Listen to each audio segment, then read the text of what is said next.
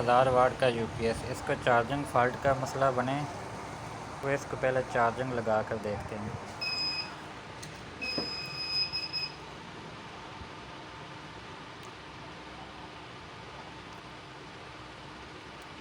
Trip करें तो उसके बाद इसकी आउट वाली वायर उतारनी है। ये वोल्ट वाली है आखिर।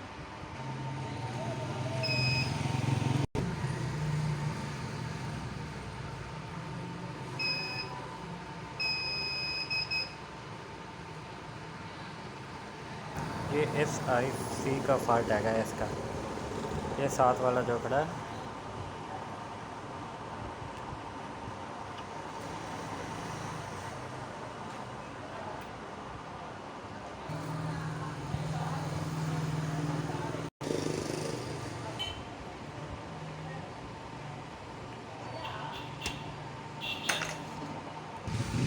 अब टेस्टिंग के लिए तैयार है।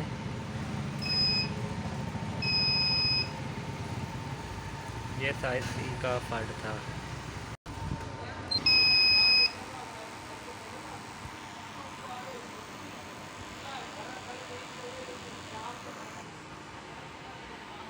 ये यूपीएस बिल्कुल ओके हो चुका है। ये IC का फॉल्ट था और कुछ भी नहीं।